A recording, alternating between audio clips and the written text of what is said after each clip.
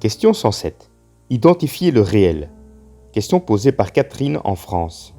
Bonjour Sandra, je viens de voir que vous avez répondu à de précédents messages sur votre page Facebook. Je vous remercie grandement de la qualité de vos réponses ainsi que d'avoir pris le temps de me répondre. J'ai découvert le supramental il y a quelques mois par la chaîne Supraconscience. Effectivement, avoir écouté ce qu'elle disait m'a fait comme un choc et je me suis senti tellement mal par la suite que j'ai cru perdre la raison. J'avais même des pensées suicidaires. Je me suis dit que je ne pouvais pas supporter ce qu'elle disait et que réel ou pas, étant donné l'effet que ça avait sur moi, je ne pouvais faire autrement que de le rejeter. Ce que j'ai fait, quelque temps après, avec le recul, j'ai eu le sentiment que sa façon d'aborder les choses personnifiait trop le mal, tandis que je me disais que tout était de l'énergie et non des personnages, et que probablement les seules vraies personnes impliquées dans tout ce bazar étaient nous-mêmes. Autrement, nous nous positionnons dans un état de victime, de prisonniers condamnés et esclaves qui ne me paraissait ni logique ni juste.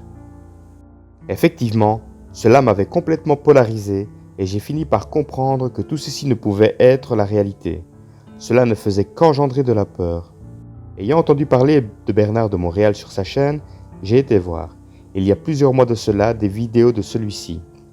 Je n'ai pas supporté la vidéo plus de 2 minutes, entre l'accent, le son et le fait que je ne comprenais rien. Cela m'a complètement rebuté. Quelque temps plus tard, c'était comme si j'étais poussé à retourner vers BDM. Et là, tout avait changé. J'ai adoré son accent, le son ne me dérangeait plus, je comprenais ce qu'il disait et j'adorais sa vibration. Je me suis mis à l'écouter des heures chaque jour et à vraiment entrer en affinité avec tout ce qu'il disait et dégageait. Sauf que sur Internet, il y avait un certain Daniel Kemp qui était mentionné en lien avec le supramental. Je me devais donc d'écouter et je m'attendais à ce que les mêmes choses soient dites, même différemment, mais semblables sur le fond. Or, sur la réincarnation par exemple, ce ne fut pas le cas. Depuis, l'ajustement que j'avais réussi à faire grâce à l'instruction de BDM, la paix que ça m'avait apporté, a volé en éclats lorsque j'ai écouté le concept de Daniel Kemp au sujet de la réincarnation. Finalement, c'est comme si l'extérieur me montrait que je ne pouvais pas rester en paix parce que je crois au lieu de savoir. Cela revient à ce que vous me disiez dans une de vos réponses, j'ai besoin de croire. Pourtant, j'aimerais savoir. Lorsque j'écoute BDM, ça fait résonance et je me dis, c'est vrai. Quand j'écoute Daniel Kemp, je me dis, c'est supra-intelligent, cohérent, logique. Je n'y trouve pas, à mon petit niveau, de faille. Pourtant, il ne semble pas dire la même chose, donc il y a un problème quelque part.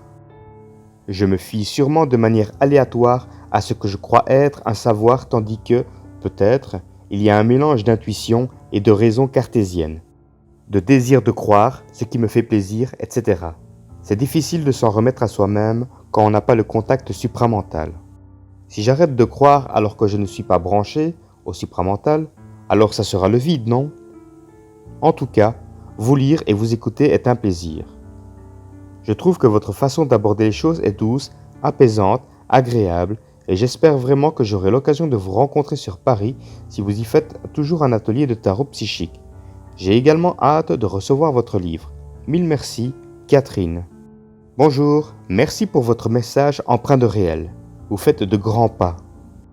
Pour savoir plutôt que croire, il suffit de vous écouter intérieurement, de parvenir à apposer des mots sur la vibration qui vous traverse. Le supramental n'est pas un plan d'énergie réservé à quelques personnes. Tous y ont accès. Il suffit de prendre le temps d'écouter. C'est déjà là en vous. Le problème, c'est que c'est plus facile de diffracter cette énergie plutôt que de la vivre, de l'intégrer. Il est aussi important de réaliser que chacun a une capacité différente à apposer des mots sur le réel, sans oublier que l'angle de diffusion de la parole peut être différent. C'est donc à vous d'identifier ce qui vibre bien en vous et de développer votre parole en fonction de cette vibration juste qui vous traverse. Enfin, il est normal qu'il y ait des informations contradictoires sur le web. Ça vous oblige à entrer dans vous-même pour statuer sur le réel. Sinon, ces contradictions ne seraient pas permises. Bonne suite, bien à vous. Texte de Sandra Vimon. Cet article provient du site www.supramental.biz, voix narrative d'Orion Roméo.